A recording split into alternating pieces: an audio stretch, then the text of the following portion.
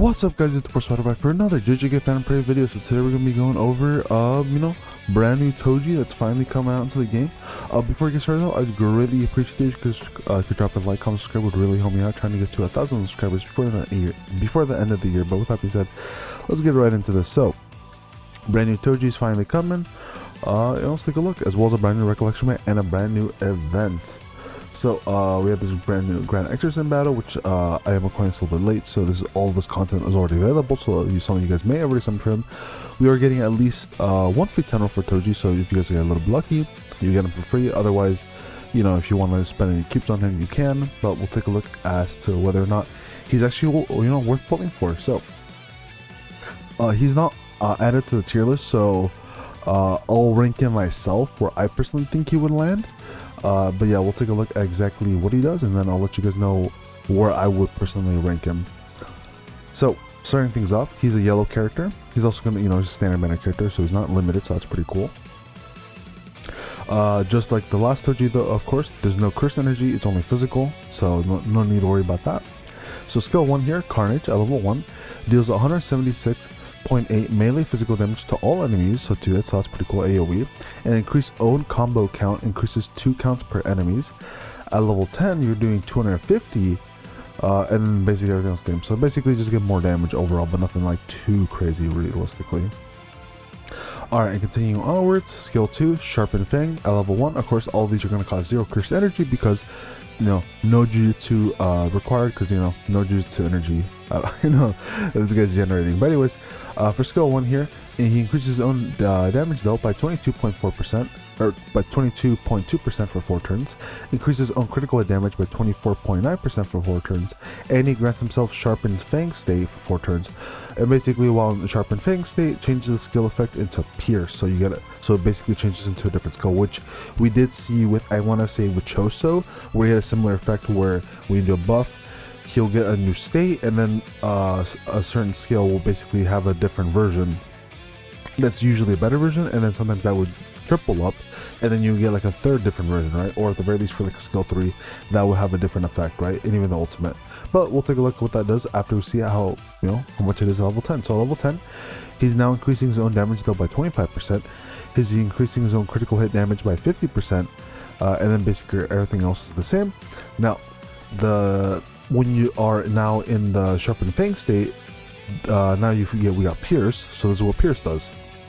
At level 1, increases own break damage by 170% for 1 turn for 1 time, deals 122 melee physical damage to 1 enemy, and you inflict 1 stack of 40% continuous physical damage sting for 4 turns, so basically a DOT, or damage over time, 4 turns.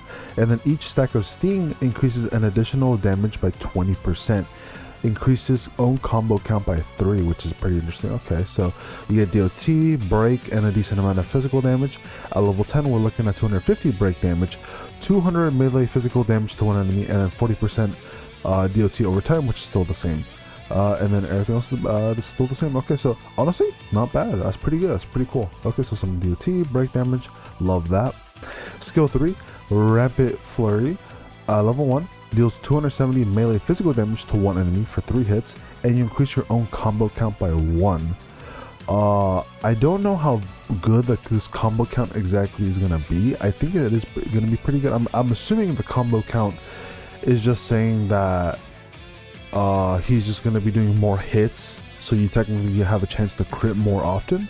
I'm assuming that's what that means, but I could be wrong. Maybe it's like tied to something else. We'll figure that out in a little bit, but that's what I'm going based off at the moment. At level 10 though, for skill 3, he's dealing 405 melee physical damage to 1 enemy, so that's pretty cool.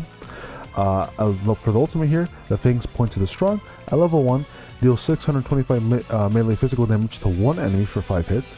Inflicts 5 stacks of 40% DOT physical damage sting for 4 turns on the enemy.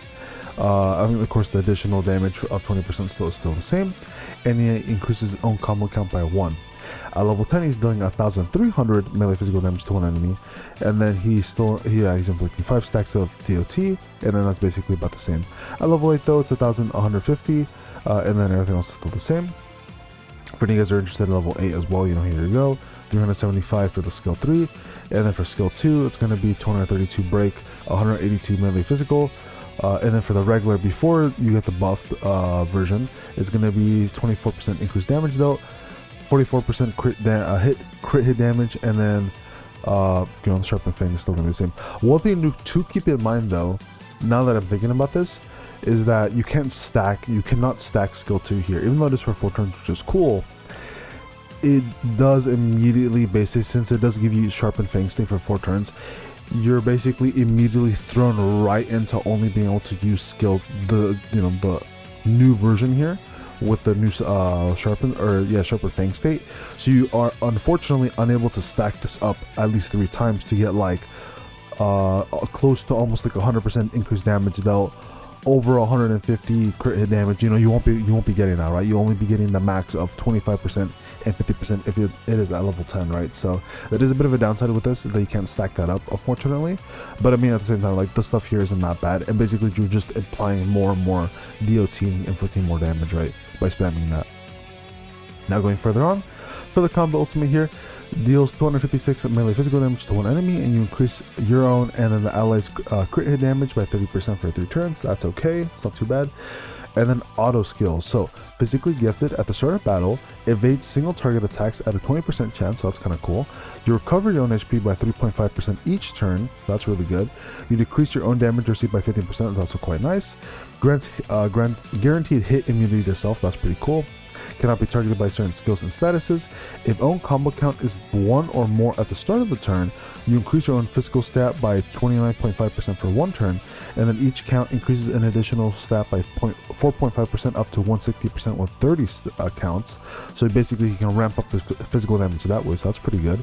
And then if you're breaking or defeating any enemy, specifically Toji here does that. If he breaks or kills an enemy, he increases his own combo count by 5, 1 time per turn though.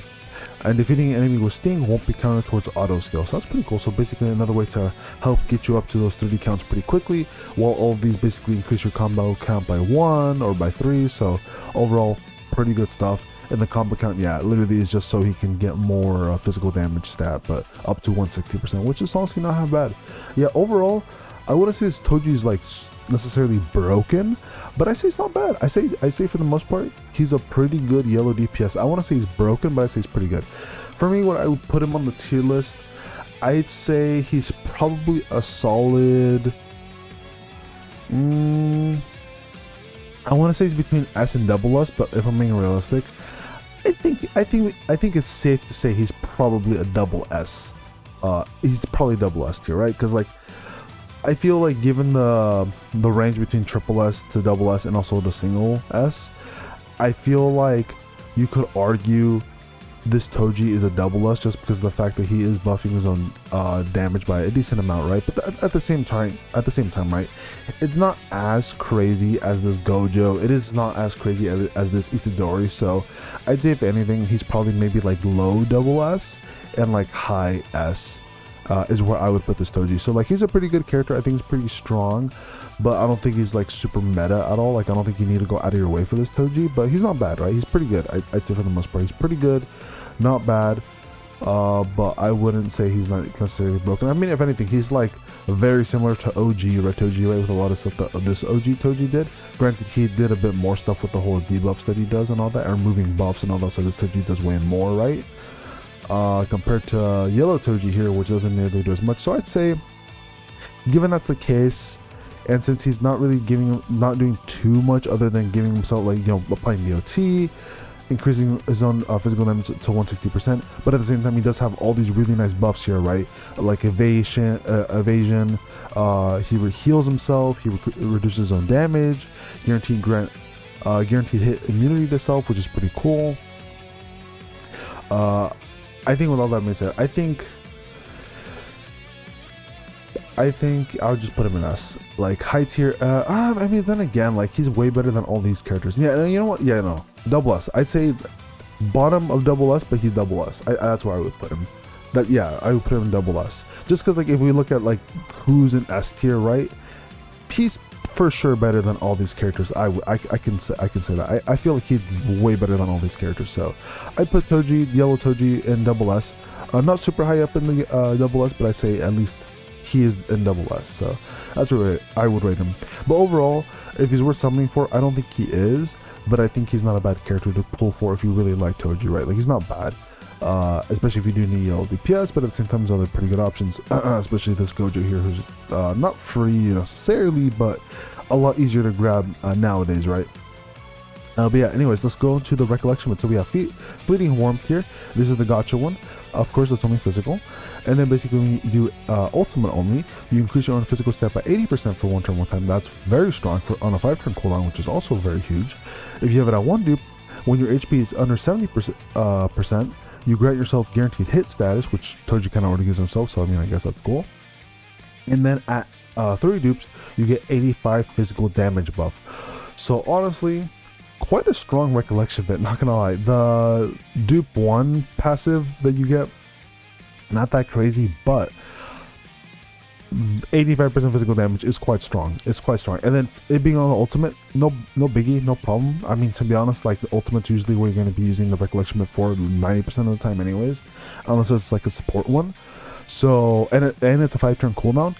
I'd say easily, without a doubt, this would go into physical double S tier. Like, easily, I'd say it would go here. I mean, if you look at the other one here, right?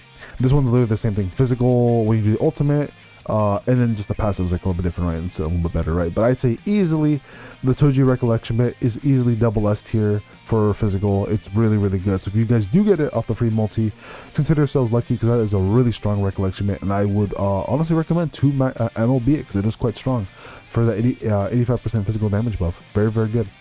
Now here's going to be the free-to-play event one. So it's 50-50. And basically when you do anything, skill or ultimate, you decrease your own physical damage received by 25% for 3 turns for 1 time. So it lasts for 3 turns, but if you get hit once, it's gone. And then you decrease that decreases to ally behind physical damage received. So basically the ally that's behind the character that has this recollection bit, when you activate it, they get a physical damage reduction buff by 25% for 3 turns. So basically the same buff, basically, but for the character that's behind that used the this recollection bit. And then on 1 dupe, if your own HP is 50% at the start of the turn, or below 50% at the start of the turn, you heal yourself by 20% only 1 time per battle, though. So that basically means once you use the heal, it is gone.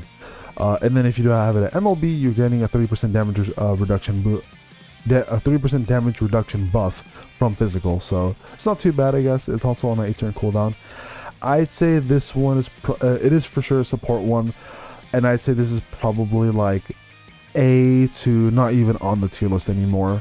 And I'd say it's for sure on the defensive side, because it is literally giving you the damage reduction. So I'd say it's probably low A to just non-existent, because it's not really like that useful. So yeah, overall, not a bad banner, you know, really strong, really good recollection bit. Toji himself's not too bad either. If you like Toji, go ahead and pull for him, but at the same time, we're literally getting, I mean, heck, if you guys have kept up with JP, we literally have Utah on JP. Really strong character, really, really good. He's also limited, so no point in summoning for any characters until he comes out in global, which should be somewhat soon, probably, I'd imagine. Maybe November, December, depending on how they want to do things. And then also actual anniversary, right, when that happens. But with that being said, guys, hope this video helps you guys out. At this point in the game, I'd say don't summon until V2 Utah comes out, and then anniversary characters come out. So at this point, I wouldn't really summon for anybody, no matter who it is, unless you really like them. You have cubes to throw around, sure, but I'd say just save them.